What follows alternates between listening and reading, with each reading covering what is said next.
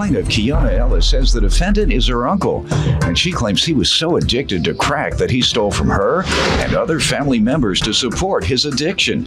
Kiona is suing her uncle for unpaid loans. Defendant Charles Ellis admits he was addicted to crack for years and says his family won't let him live it down, but he's been clean for over 7 years. Charles is countersuing for defamation. Start with you. Okay, well, Judge Mathis, as long as I can remember, I've always been told never to trust my Uncle Charles because he's nothing but a liar and a thief. And I never really believed it, but these past few months, he's very much lived up to his reputation by betraying me and stabbing me in the back. He's burnt bridges, many bridges, and he's lost trust with our family due to his addiction to crack. He was my mom's closest brother. He was my favorite uncle, so I never judged him, even though I was constantly reminded of how he stole from our family and even me when I was a child. Give me some examples of stealing from the family. Okay, by him being addicted to crack and, by him having... How do you know he was addicted to crack? Because my family, my mom, my aunts would tell me all the time. He used to smoke with them? I mean, how do they know? No. He admitted to them? Yeah, he was, he admitted he was homeless. He would... he admitted, said, yeah. I'm a crackhead? Yeah, and plus my mom... and my mom and my sisters, they've caught him. I never caught him. There are people that steal that aren't on crack. Yeah, I know. That's why I need you to tell me that you are certain that he was on crack. Well, my mom and my aunts, they told me. Okay. I never. All right, but they were convinced. Yeah. And they told you. Yeah. Go ahead. Okay. What did he steal from the family? Okay, clothes, shoes, appliances. That doesn't mean he used it on crack. He might have just needed some clothes. No, that he sold. That he sold these things for crack. Okay. To buy crack. Everyone's. It was me and my brothers. He stole your clothes? Yeah. I was told that he stole my clothes. You've never seen him with it on? No, never seen him with it on. No, never. He could have been high and wanted to dress up as a woman. That could have been it, but I never seen him with my clothes on. Okay, let me get some background from you. They say you've been stealing women's clothes. Yeah. First of all, Judge Mathis, it's an honor and a privilege to be here before you. I admire you a lot. I've been watching you as long as I've been clean. I'm in recovery right now.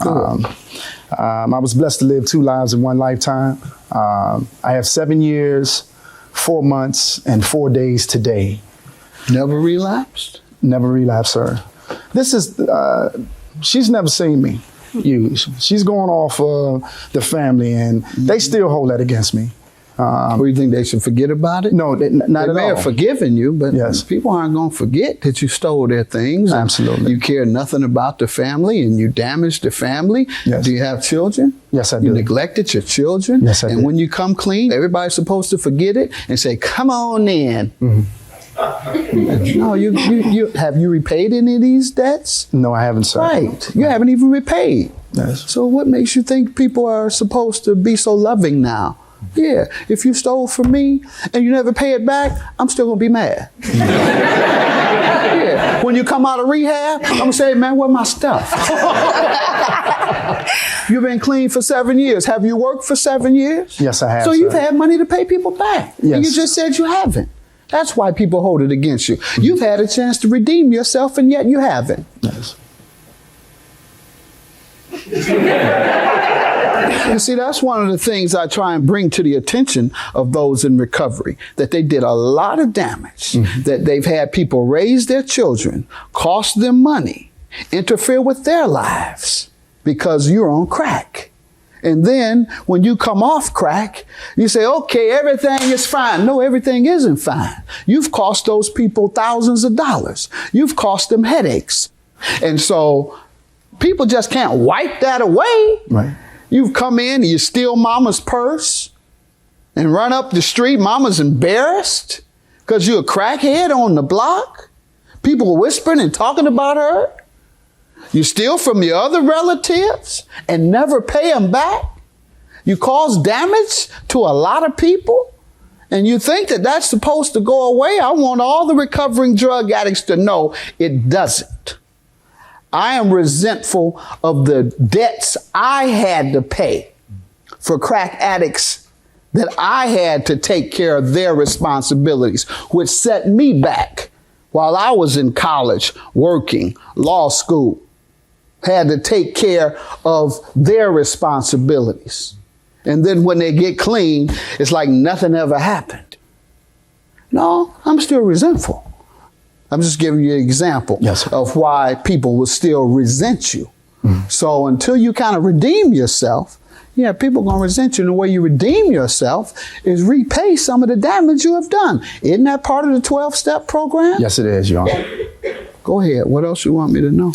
Well, I grew up in an abusive home because my father left me. And watched my mother get beat. I escaped. I had an outlet, which is that I boxed for. And I went on to become a 2-time Golden Glove champion, national amateur champion. And when I came back from Canada in '92, I lost my mind. I smoked crack for the very first time, and that was my choice. And I own up to that. After I got on it, greasier than the gas station mop, I went on, and it wasn't until 2004 that I came to believe that it was a problem. And I had lost all sight of everything, Your Honor. I didn't have any more care to myself. And then I found out what the word oblivion was. It was abandoning oneself. I didn't love me. So I used that for a very long time. But after coming into Narcotics Anonymous, I realized that it starts with me and it ends with me. In this process, it's been a long process for me. The program that I went to, I went on and I excelled. I became a trainee, then I became a supervisor, then became a senior supervisor. I also made the paper here. That's me with the white hat on. All right. Let me get back to her. Congratulations on your success, because I assume you're going to disagree with what she's going to allege. She's suing you about loans. You're going to disagree with that? No, sir. Oh, so you do owe her? Yes. You owe her $2,900? Well, the first $600. No. Yes. She's suing you for $2,900 in loans. Right. Do you owe her the entire amount? Have you repaid any of these debts? No, I haven't, sir. Right. You haven't even repaid. Yes. So what makes you think people are supposed to be so loving now? Yeah, if you stole from me and you never pay it back, I'm still gonna be mad. Yeah, when you come out of rehab, I'm gonna say, man, where's my stuff? Plaintiff Kiona Ellis is suing her uncle, who she claims stole from her and other family members to support his crack addiction. Do you owe her the entire amount? Do you owe her $2,900 in loans? Yes, she gave me the money, Your Honor. Yes, she did. She loaned it to you? Well, we didn't make a statement. It was on the assumption that I was going to pay it back. I'm not asking you for the excuse of why you haven't paid her. I'm asking you a very basic fact. Do you owe her $2,900? Yes, I do. All right. Now, how does she owe you $3,000 for defamation? Well, I believe the defamation came in as because of the I had another court case with another family member, and because it didn't go the way that they expected it to go, and after the case was settled, then that's when she filed her case against me. And they were calling me crackheads and everything in the courtroom and in the hallway. That's but I'm not. Hold on. She called you a crackhead? But I'm not a crackhead. I'm a recovering addict. Recovering crackhead. Yeah. You are. Right. You are, sir. Did you say it, by the way? No, I didn't say it. My aunt said it, and I have a statement that she said it. All right, let's see it. So, sir, all you can do is believe in yourself. I have. And all right, you can't worry about what other people think of you. Yes, sir. If the family called you a crackhead, fine. Don't worry about that. Prove them wrong. Haven't you had a productive life in the last 7 years? Yes, I have. Haven't you been doing the right thing? Yes. Haven't you been taking care of your responsibilities? As best I can. Well, who cares what somebody says? People discriminate against recovering addicts. You're right. People discriminate against ex-offenders when they come out of jail. They can be as clean as possible. Go 5 years without a crime. They go and apply, and they say, nope, you got something on your record. Discriminate against them. Yes. Because they had something that they did years ago. And so that's probably what is happening to you. But we don't know for sure. You know for sure, right? Yes. Well, that's all you do, and prove them wrong with your success. The best way to prove a hater wrong is to keep succeeding. And pay him back. Pay it back too. That's right.